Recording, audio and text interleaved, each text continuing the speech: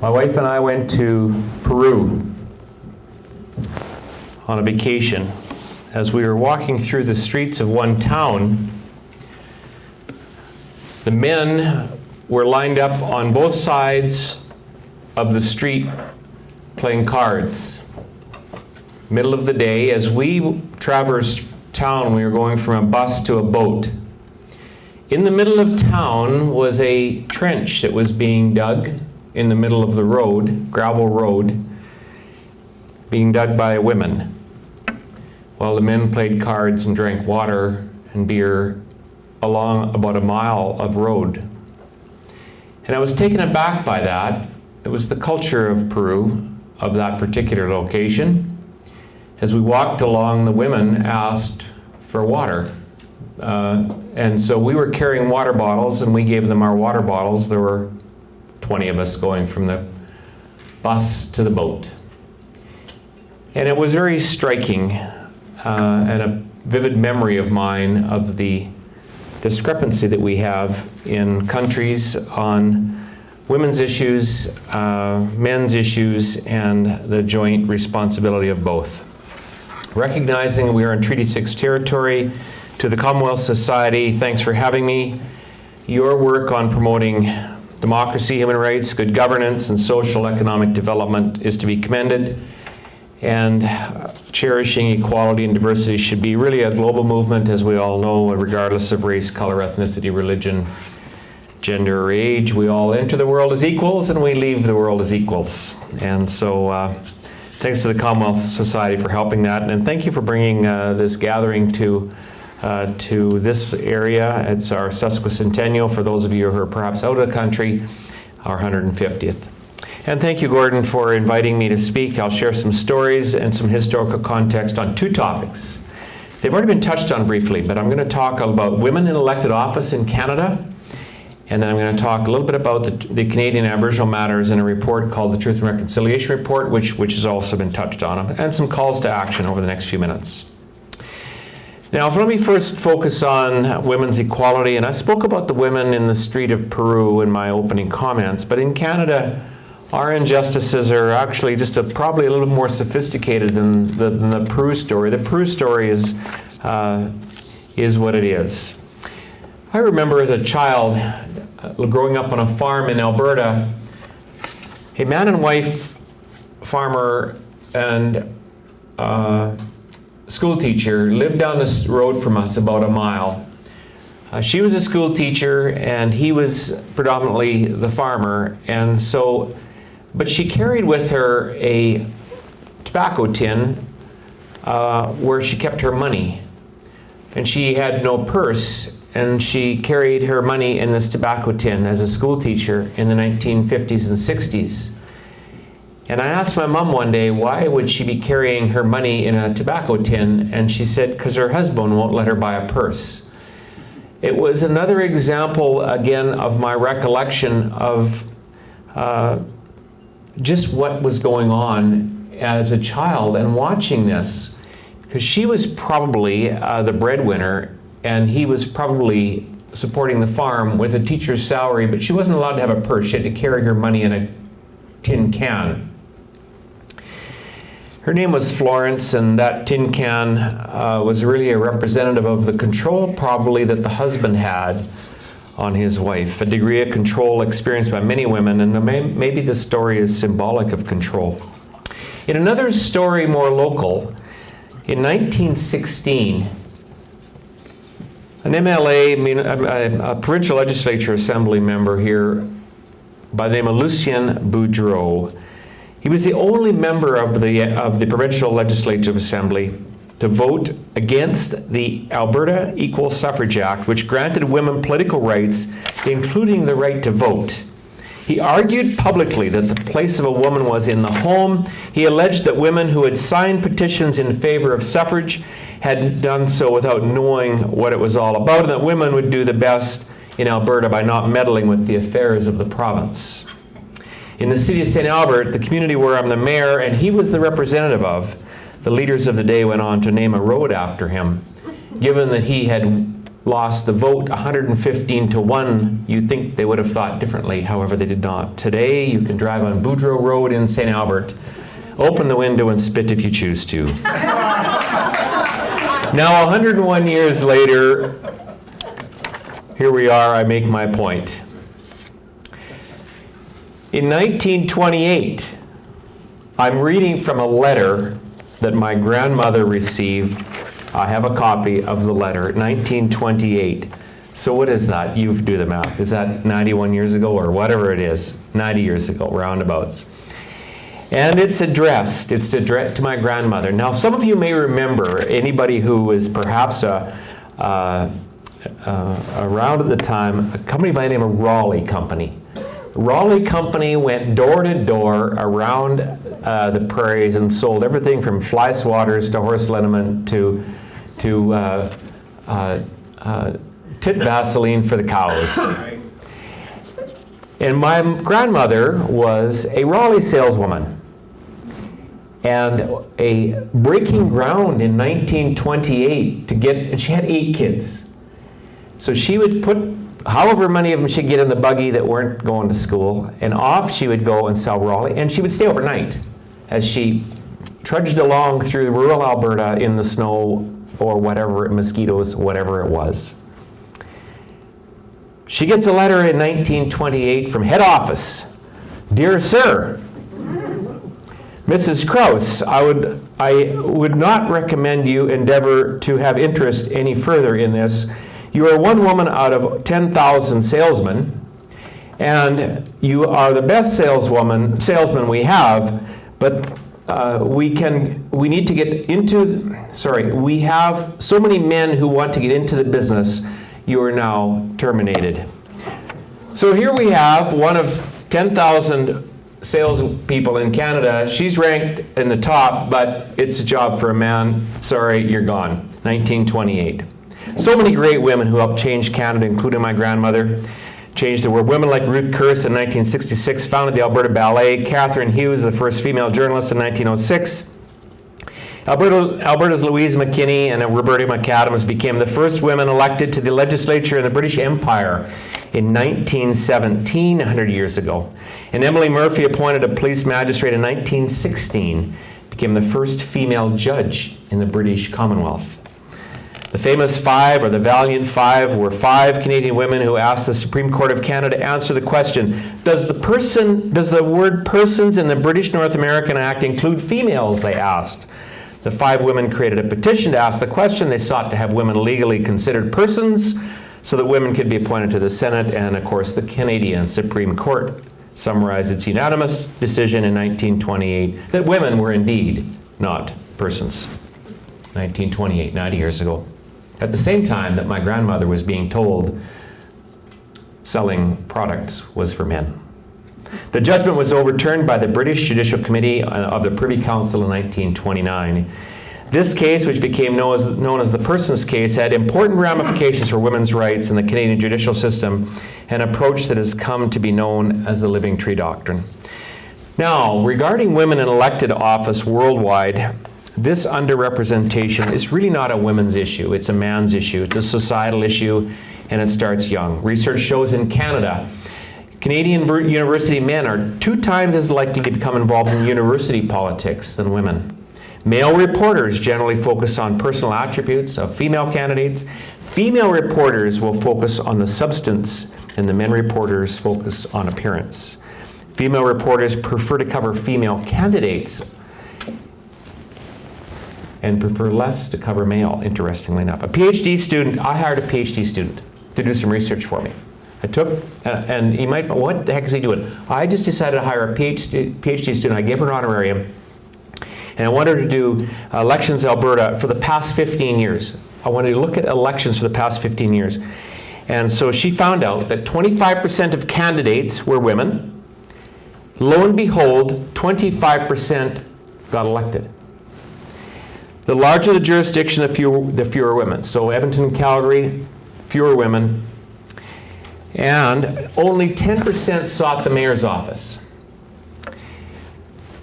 So, I'll draw a couple conclusions in a moment, but the issue of sexist we can separate sexism from sexuality. We do not need to lose our sexuality. We remain sexual beings. We remain attracted to others. And by the way, speaking of sex, you may not know this, but there used to be street signs in some Western Canadian towns that read, "It's against the law to tie a male horse next to a female horse on Main Street." One would hope that in civilized society, men and women would not need to behave like apparently horses do in public, but I digress. Anyway, is there a reason why that in Rwanda, 45% of elected officials are women? 47% in Sweden, 21% in Canada. That's 51st in the world. And is there a reason why US is at 17% or Egypt is at 2%? So again, Egypt at 2%, Rwanda at 49%. It's because countries or societies who work to make a difference in gender balance do make a difference. Countries, school boards, provinces, cities, towns, counties in every country of the Commonwealth could make a difference. Now, why do women wish to not seek office was also part of my PhD students' research. Family balance, gender conflict, good old boys club, fear, lack of knowledge, fear of criticism, lack of respect. Some issues are real, some issues are a myth. Fundamentally, a conclusion that was made by her was this: women won't get elected if their name is on the ballot. Duh. In fact, you won't get any votes, obviously, if your name's not on the ballot. But the key for women is to get names on the ballot. Because remember what I said, 25% ran, 25% got elected. And the statistics across Canada are identical to that. The secret is the name on the ballot. Because once the name is on the ballot, the statistical probability of getting elected for a male or a female are the same in this last 10 to 20 years. Used to be different. Used to be the men had the preference 30, 40, 50, 60, 70 years ago. It's changed. Get your name on the ballot, 25% on the ballot, 25% will get elected. And so winning an election is no longer tied to gender like it used to be. Simply a function of getting the name on the ballot. So we're a product of the culture and the processes that exist, and my call to action is simple. Let's simply ask women to run for public office. And let's ask women to run and be involved on boards of companies, on public or private management in companies, and more. And as leaders, we can do a little bit of everything. There's no silver bullet. Recruit women, tap your friends on the shoulder, talk about it in your speeches, have mentorship programs, have education programs, sponsorship courses, push for funds that are women-specific, create women's networks, confront matters that are overtly sexist, confront matters when people discount others, etc. Society has a long way to go. Society, the TV normalizes certain things. When our movies normalize certain things, song lyrics normalize certain things. And in recent 5 to 10 years, the last 5 to 10 years, prevalent bullying that occurs through Facebook, through Twitter, and other social media accounts. So that's my talk. That was my talk on the women in elected office side of this. And my second part of my talk is about the Aboriginal peoples of Canada.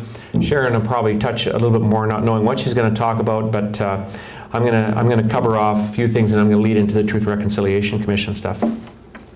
So in Canada, about 1.5 million people have an Aboriginal identity.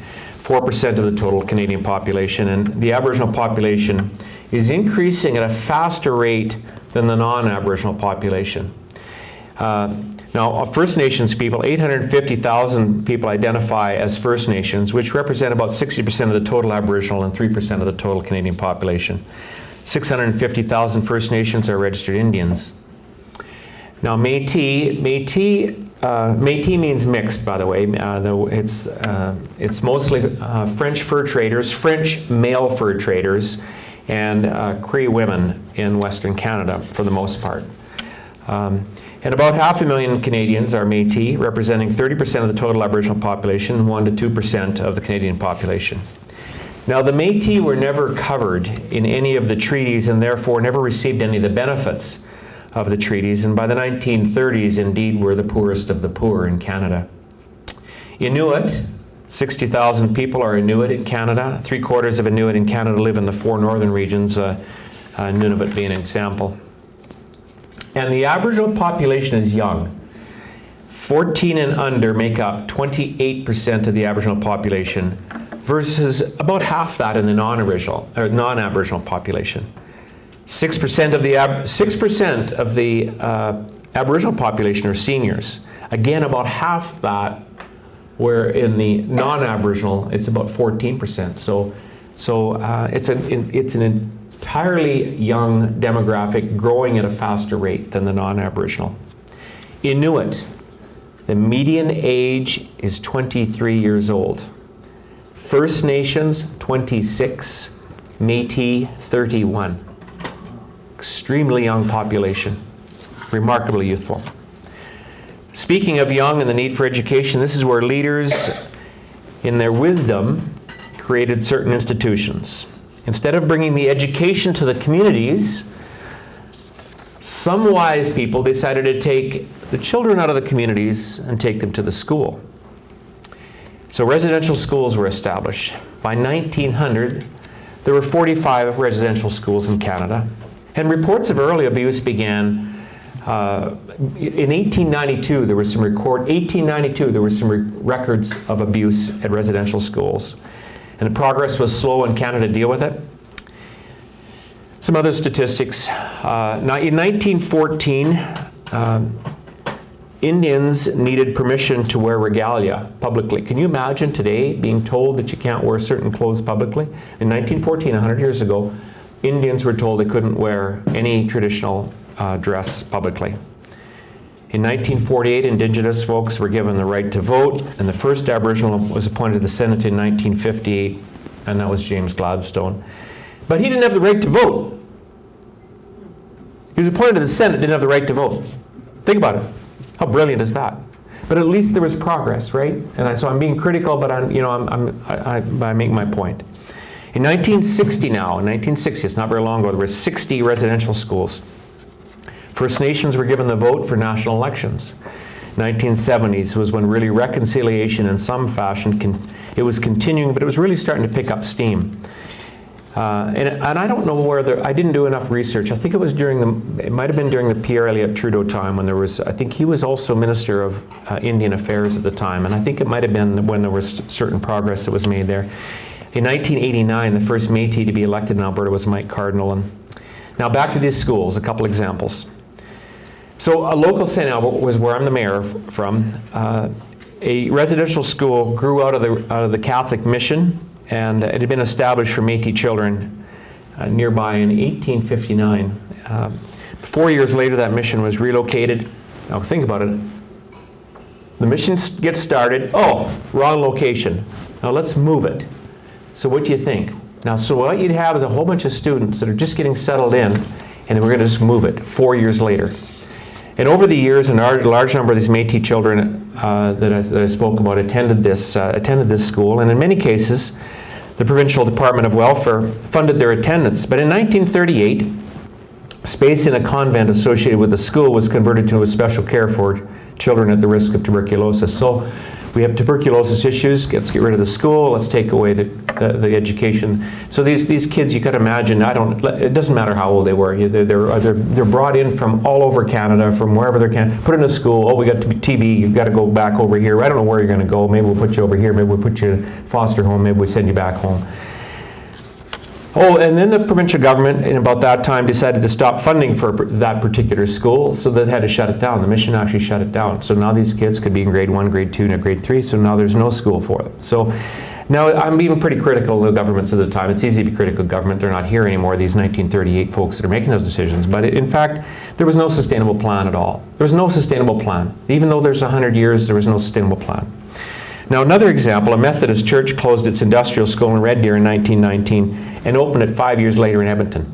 So there's a 5-year gap for many of these students that they had no school. Well, it's in Red Deer. We had lots of kids around Red Deer. Let's move them there, from Hobbema and everywhere. Oh, 5 years of a gap? No, let's just take all those kids and let's move them to Edmonton now. Pick them up off the reserves and find them. You can see how this had to have been a challenge.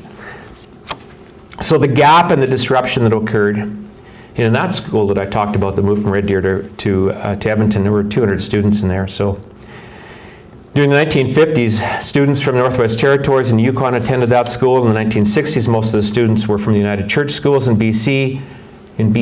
So they came from BC and they were transferred into Alberta to attend high school. The federal government took over the administration of that school that I'm in my community and closed it the following year. So took it over by federal government and closed it. So think of the disruption: open, close, move, reopen, and why was the system failing? Years of separation from family, years of moving students, disruption because of the federal and provincial governments had no plan, removal of dignity, removal of language, removal of rights. And by the way, Canadian prejudice was not only for Aboriginals during those times. For example, the Chinese, without Chinese laborers, in the late 1800s, Alberta's railways would never been built. But here's one. The head tax imposed in 1885 was raised from $100 to $500 for Chinese, which made it impossible for men to bring their wives and children, ensuring that the Chinese remained mostly male in Canada. It was intentionally put in place to make sure that no Chinese women could come to Canada. And an East Indian could not immigrate. East Indians settled in Canada relatively late because of a law stating that immigrants had to come directly from the country of origin. But you couldn't get from India to Canada directly, unless you were a Superman. So again, a prejudice was set up so that you couldn't have immigrants from certain countries. And so there was continued passage legislation later on. So I've been critical. Canada has come a long ways, but we have a long way to go. We're proud Canadians. I'm a proud Canadian. I'm a homegrown Canadian. And of course, our culture is one of immigration. It is. My grandparents and most people's grandparents, we're such a young country. Most people are really a product of immigrants in Canada. And so, but our culture of freedom, inclusivity, our culture of inclusivity still has a long ways to go. And while I've perhaps become a little bit critical as a Canadian of some Canadian history here, I've been critical to make my point. And I'd like to just go back to the school system for a moment, because the Truth and Reconciliation, the 94 calls to action, which was spoken of just earlier. I'm going to read several calls to action to give you a little bit of a perspective on what do they really, really mean. Because not only can't we name the treaties of Treaty 6, but we also don't know what does it really, really mean. So here's an example. So there are about 10 chapters of the 94 calls to action. So here's one on our child welfare. And we must ensure that social workers and others who conduct child welfare investigations are properly educated and trained about the history and impacts of residential school. So a requirement of the child welfare system, as an example. A requirement of the education system. We call upon the federal government to eliminate the discrepancy in federal education funding for First Nations children. I won't get into that. But eliminate the funding for First Nations children being educated on reserves and those First Nations children being educated off the reserves. Discrepancy in funding. Let's give money here, but let's not give it here. And the bishop spoke about that discrepancy, not quite that discrepancy, but when you have discrepancies in stuff, you get a product that has discrepancy. Here's another example. Under the justice system, we call upon law schools in Canada to require all law students to take a course in Aboriginal people and Aboriginal law, which includes the history and legacy of residential schools, a requirement to become a lawyer. Under reconciliation, we call upon the Government of Canada to develop a national action plan for the United Nations Declaration of the Rights of Indigenous People. Under the Royal Proclamation and Covenant of Reconciliation, we call upon the Government of Canada, on behalf of all Canadians, to jointly develop with Aboriginal peoples a Royal Proclamation to be issued by the Crown. Under the Settlement Agreement of Parties in the United Nations, we call upon church parties to the Settlement Agreement, calling upon churches. So you call on provincial government, you call on federal government, you call on the churches. Issuing a statement, we call upon the United Nations no later than March 31st of 2016 to do certain things. I don't know if they did all those things. I didn't follow up. We call, under the National Council for Reconciliation, we call upon the Parliament of Canada in consultation and collaboration with Aboriginal peoples to enact legislation to establish a National Council for Reconciliation. Under the church requirements, we call upon the Pope to issue apology to survivors. Under the Education and Reconciliation, we make up appropriate curriculum on residential schools, treaties and Aboriginal peoples' historical and contributions to Canada's mandatory education system, requirement for kindergarten to grade 12. Under youth programs, we call upon the federal government to establish multi-year funding for community-based youth organizations. Under museums and archives, we call upon Libraries and Archives Canada to fully adopt and implement United Nations Declaration of Indigenous Peoples, United Nations Joint Principles, and talk about having a section in the library. We call upon the federal government to work with provincial, territorial, and municipal governments, churches, Aboriginal communities, former residential school students, and current landowners to develop and implement strategies and procedures for the ongoing identification, documentation, maintenance, etc. of the schools. So, for example, in St. Albert, we have a couple locations. One of them is boarded up. It's a boarded up old school, and you look at it and you go, it is a beauty. Like, it really is a beauty, but it's boarded up. And the other one was torn down, and it's gone. And there's some remnants of it, so we have a plaque area to it. But it's just a museum waiting to happen, and I'm not sure if we'll ever get there. I won't go on. Oh, I'll just do one more. Under sports, we call upon all levels of government, in collaboration with Aboriginal peoples, sports hall of fames, and relevant organizations to provide public education that tells the national history of Aboriginal students in history. We call upon the Government of Canada to replace the oath of citizenship with certain things. A statue called the Boll Weevil Monument in Enterprise, Alabama,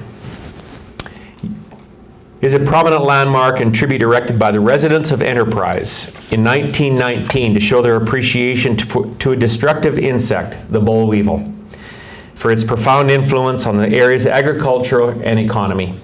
Calling the beetle a herald of prosperity, it stands as the world's first monument built to honor a pest. Some terrible piece of history in that area. Now, the monument is a statue of a woman holding a pedestal with a boll weevil on top.